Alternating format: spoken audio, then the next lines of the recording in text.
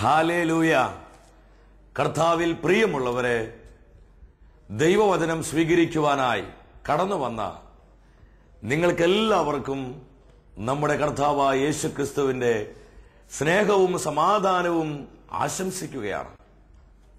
119 സങ്കീർത്തനം 54 വചനത്തിൽ ഇപ്രകാരം ദൈവത്തിന്റെ വചനം പ്രഖ്യാപിക്കുകയാണ്: തീർത്ഥാടകനായ ഞാൻ പാർക്കുന്നിടത്ത് അങ്ങയുടെ പ്രമാണങ്ങളായിരുന്നു എന്റെ ഗാനം. ദൈവഭയമുള്ള ഒരു കുടുംബത്തിന്റെ യഥാർത്ഥ ചിത്രം ഈ വചനത്തിലൂടെ പരിശുദ്ധാത്മ വെളിപ്പെടുത്തുകയാണ്. തീർത്ഥാടകനായ ഞാൻ പാർക്കുന്നിടത്ത് കർത്താവേ, അങ്ങയുടെ വചനമായിരുന്നു എന്റെ ഗാനം. ദൈവത്തെ സ്നേഹിക്കുന്ന കുടുംബങ്ങളുടെ ആനന്ദം കർത്താവിന്റെ വചനമാണ്. പരിപൂർണമായും ഈ വചനത്തെ സ്വീകരിച്ചുകൊണ്ട് നമുക്ക് അല്പസമയം കർത്താവിനെ മനം തുറന്ന് സ്തുതിച്ച് മഹത്വപ്പെടുത്താനായിട്ട് ഒരുങ്ങാം. എല്ലാവരും എഴുന്നേറ്റ് നിൽക്കും. പരസ്പരം ആനന്ദം പങ്കുവെച്ച് കരമടിച്ചു പാടുന്നു. സ്നേഹശൂന്യതകള് അംഗീകരിക്കാൻ കഴിയാത്ത അവസ്ഥകളെല്ലാം യേശുനാമത്തിൽ വിട്ടുമാറട്ടെ. Hallelujah, hallelujah. കരമടിച്ചു പാടുന്നു. കൂടുമ്പോൾ ഇമ്പമുള്ള കുടുംബം, കർത്താവ് നാഥനായ കുടുംബം, ഞങ്ങളുടെ കുടുംബം യേശുവിൻ കുടുംബം, ഞങ്ങളുടെ നാഥൻ യേശുനാഥൻ. ആ ഒരു തീരുമാനത്തോടെ ബോധ്യത്തോടെ പാടി ആരാധിച്ച് കർത്താവ് നാഥനായ കുടുംബം, ഞങ്ങളുടെ കുടുംബം, ഞങ്ങളുടെ യേശുവിൻ കുടുംബം, യേശുവിൻ കുടുംബം, ഞങ്ങളുടെ പരസ്പരം മുഖത്ത് മുഖം നോക്കി പുഞ്ചിരിച്ച് ലാ ലാ ലാ ലാ ലാ ലാ ലാ ലാ ലാ ലാ ലാ ലാ ലാ ലാ ലാ. എല്ലാവരും പരസ്പരം നോക്കി പുഞ്ചിരിച്ച് പാടിയേ. കർത്താവ് ആഗ്രഹിക്കുന്ന കുടുംബമായി, കർത്താവ് വസിക്കുന്ന കുടുംബമായി നമ്മുടെ കുടുംബം രൂപാന്തരപ്പെടട്ടെ.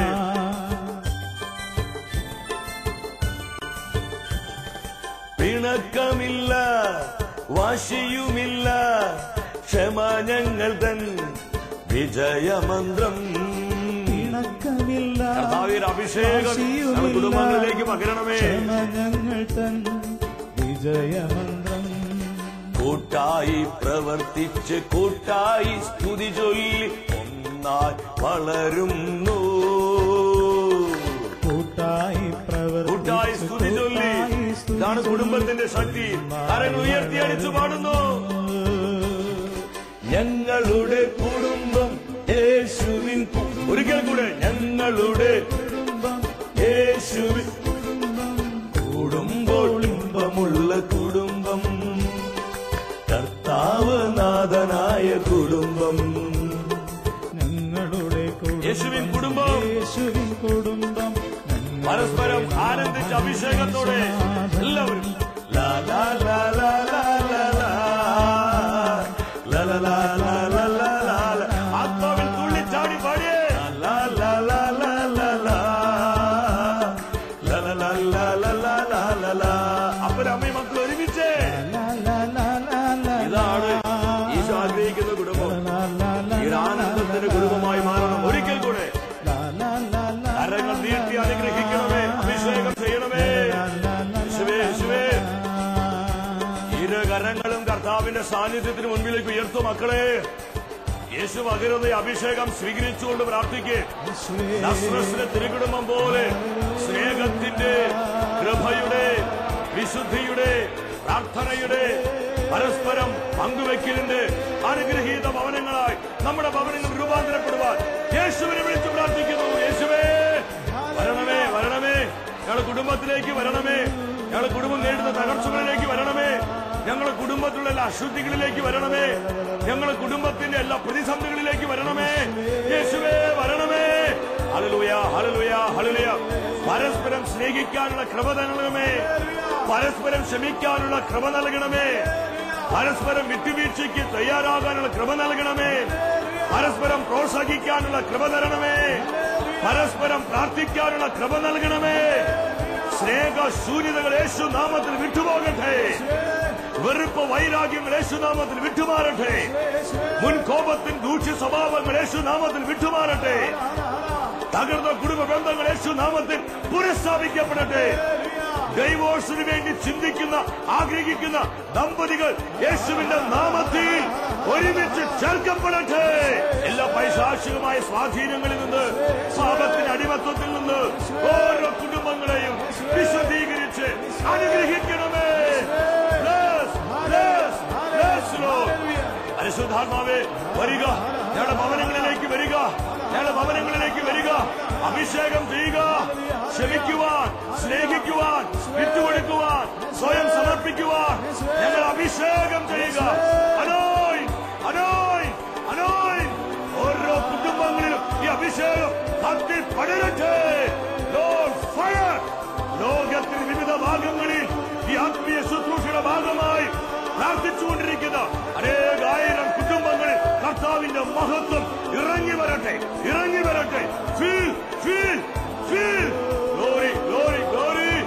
കർത്താവിന്റെ മഹത്വമേ ഞങ്ങളെ വന്ന് മൂടുക. കർത്താവിന്റെ മഹത്വമേ ഞങ്ങളുടെ കുടുംബങ്ങളെ പൊതിയുക. Hallelujah hallelujah hallelujah. അഭിഷേകം പകരണമേ, അഭിഷേകം പകരണമേ, അഭിഷേകം പകരണമേ, അഭിഷേകം പകരണമേ. Hallelujah hallelujah hallelujah hallelujah. പരിശുദ്ധ അമ്മേ, തിരുകുടുംബത്തിന് തിരുസഭയുടെ മധ്യസ്ഥനും ആളുകനുമായി ഔസേപിതാവേ, സകല വിശുദ്ധരെ ഞങ്ങളുടെ കുടുംബങ്ങൾക്ക് വേണ്ടി പ്രാർത്ഥിക്കണമേ. ആമേൻ. ഹല്ലേലൂയ. പ്രിയ ദൈവമക്കളെ, ഇന്നേ ദിവസം ദൈവവചനത്തിലൂടെ പരിശുദ്ധാത്മാവ് നമ്മളെ പഠിപ്പിക്കുന്നത് കർത്താവ് പണിയുന്ന കുടുംബത്തിന്റെ രണ്ടാമത്തെ പ്രത്യേകതയെക്കുറിച്ചാണ്. പ്രതികൂലങ്ങളെ അതിജീവിക്കുന്ന കുടുംബം. വിശുദ്ധ ലൂക്കാസ് എഴുതിയ സുവിശേഷം 1-ാം അധ്യായം 7-ാം തിരുവചനത്തിൽ ദൈവത്തിന്റെ വചനം ഇപ്രകാരം പ്രഖ്യാപിക്കുകയാണ്: അവർക്ക് മക്കളുണ്ടായിരുന്നില്ല. എലിസബത്ത് വന്ധ്യയായിരുന്നു. ഇരുവരും പ്രായം കവിഞ്ഞവരുമായിരുന്നു. സക്രിയ എലിസബത്ത് ദമ്പതികളുടെ കുടുംബം നേരിട്ട പ്രതികൂലം എന്തായിരുന്നു? അവരുടെ പ്രതിസന്ധി എന്തായിരുന്നു? ഈ തിരുവചനത്തിലൂടെ 3 കാര്യങ്ങൾ ദൈവത്തിന്റെ ആത്മാവ് വെളിപ്പെടുത്തുകയാണ്. ഒന്നാമത്, അവർ നേരിട്ട പ്രതികൂലം. അവർക്ക് മക്കളുണ്ടായിരുന്നില്ല. ഇത് വല്ലാത്തൊരു വേദനയാണ്. ഇത് വല്ലാത്തൊരു പ്രതിസന്ധി തന്നെയാണ്. മക്കളില്ലാത്തതിന്റെ വേദന മക്കളില്ലാതെ ആകുമ്പോഴാണ് നമുക്ക് അനുഭവിക്കാൻ കഴിയുന്നത്. കുറച്ച് നാളുകൾക്ക് മുൻപ് ഒരു സഹോദരി വന്നിട്ട് എന്നോട് പറഞ്ഞു, വിവാഹം കഴിഞ്ഞിട്ടും 17 വർഷമായി അവർക്ക് മക്കളില്ല. ആ ദമ്പതികൾ വളരെ വേദനയോടുകൂടി അവർ അനുഭവിക്കുന്ന ദുഃഖം പങ്കുവെക്കുകയായിരുന്നു. പലപ്പോഴും മക്കളില്ലാത്തതിന്റെ പേരിൽ സ്വന്തം ബന്ധുമിത്രങ്ങൾ മാറ്റി നിർത്തുന്നു.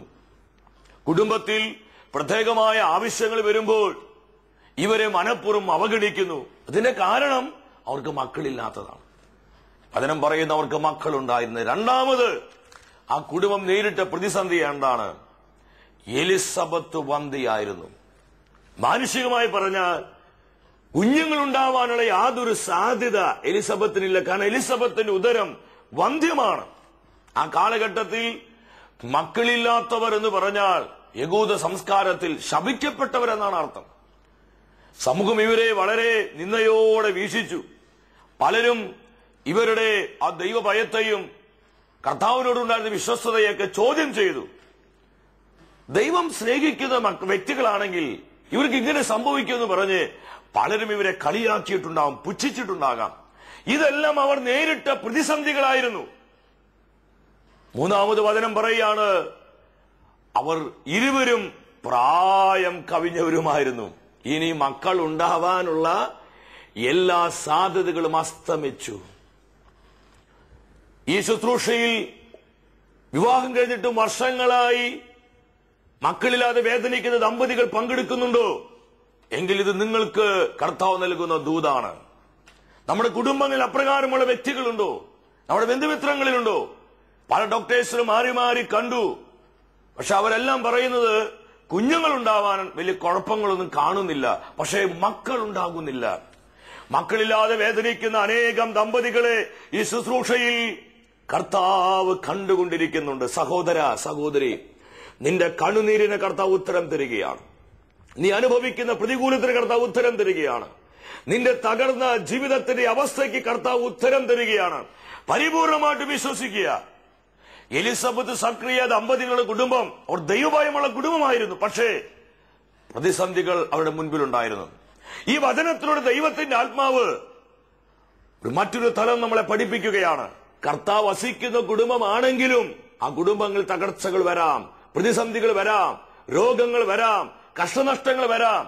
ഇതൊന്നും നമ്മളെ തളർത്തിക്കളയരുത്. കാരണം ഇതിനെല്ലാം മധ്യേ കരം പിടിച്ച് നമ്മളെ മുന്നോട്ട് നയിക്കാൻ മതിയായൊരു കർത്താവാണ് നമ്മുടെ കുടുംബത്തെ പണിയുന്നത് എന്നുള്ള വലിയ തിരിച്ചറിവ് എനിക്കും നിങ്ങൾക്കും ഉണ്ടാകണമെന്ന് ഈ തിരുവചനത്തിലൂടെ പരിശുദ്ധാത്മാവ് ആഗ്രഹിക്കുകയാണ്.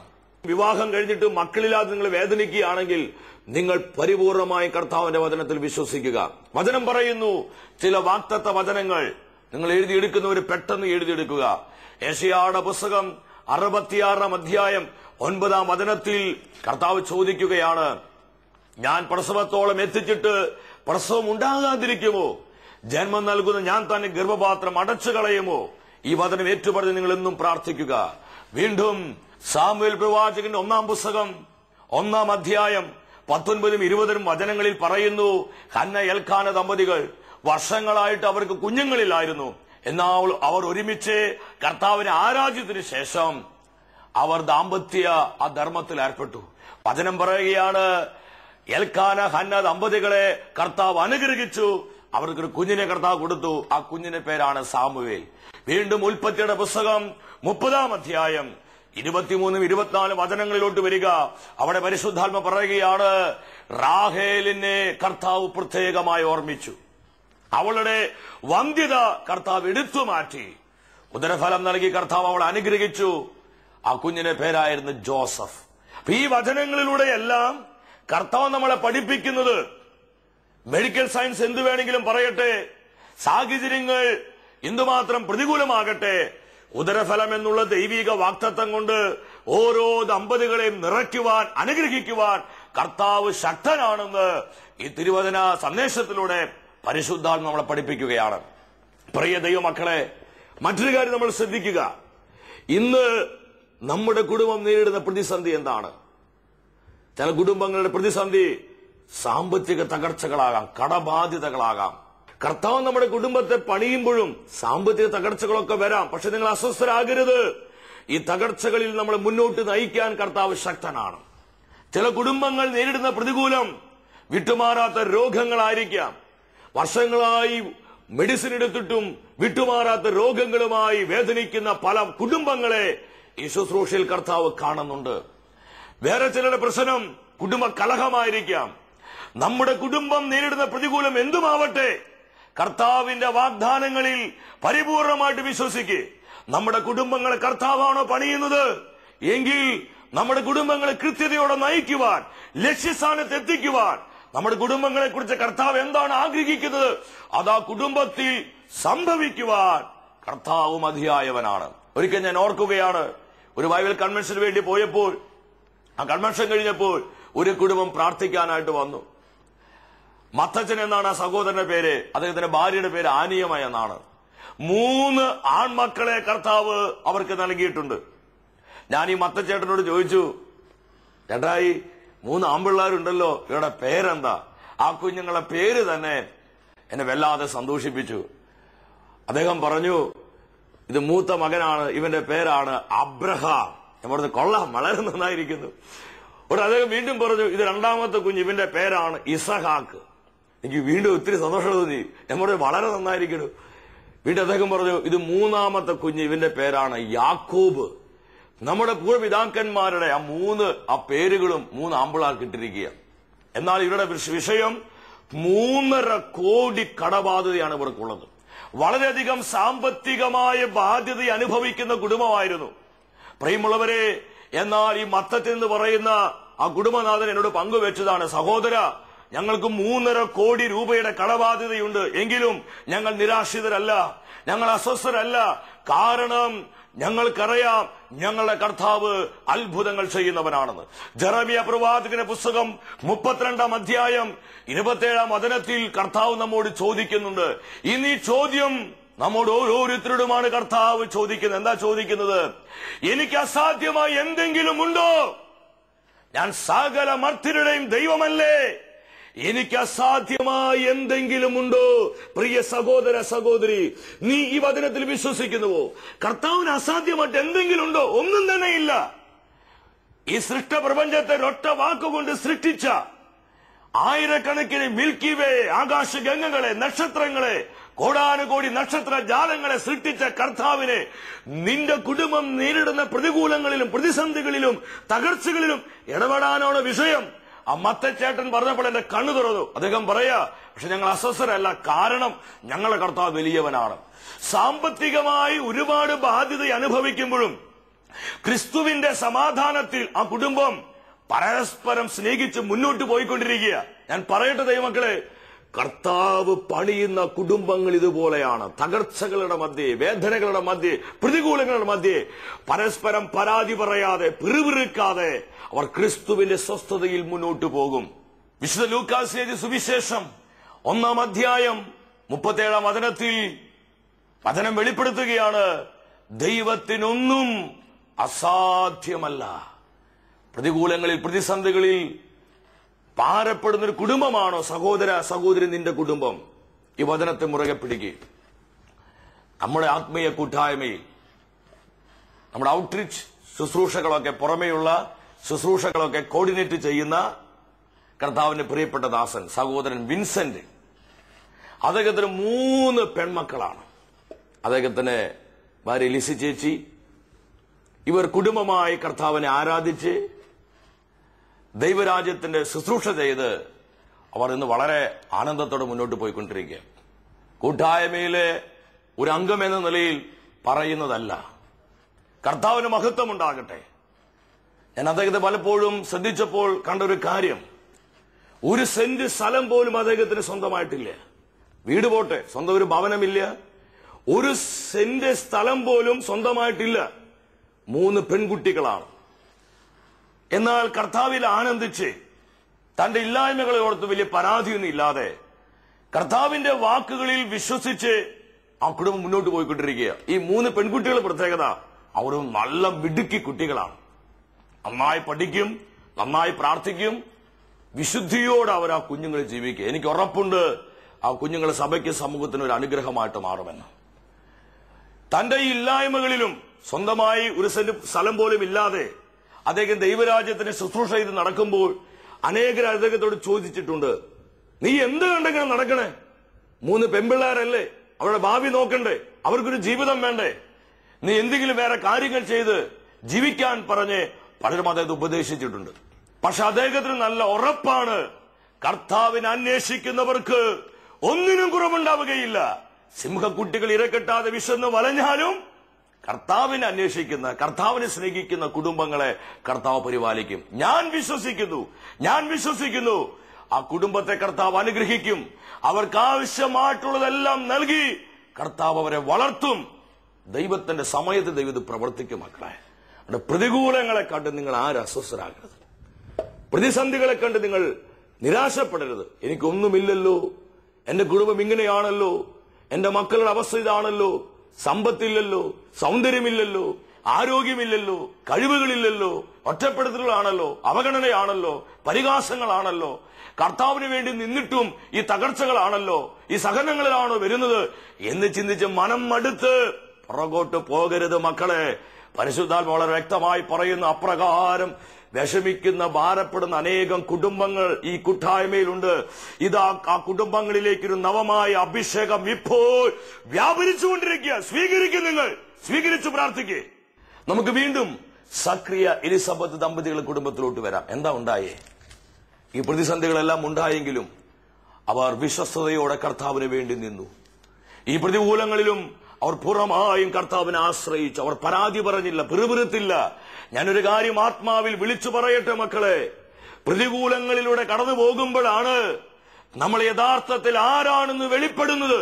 നമ്മുടെ കുടുംബത്തിലേക്ക് പകരപ്പെട്ടിരിക്കുന്ന, നമ്മുടെ ജീവിതത്തിലേക്ക് നൽകപ്പെട്ടിരിക്കുന്ന അഭിഷേകത്തിന്റെ ശക്തി, നമ്മുടെ സമർപ്പണത്തിന്റെ ശക്തി, നമുക്ക് കർത്താവിനോടുള്ള സ്നേഹത്തിന്റെ യഥാർത്ഥമായ ആഴം മനസ്സിലാകുന്നത് നമ്മൾ പ്രതികൂലങ്ങളിലൂടെ, പ്രതിസന്ധികളിലൂടെ കടന്നു പോകുമ്പോഴാ.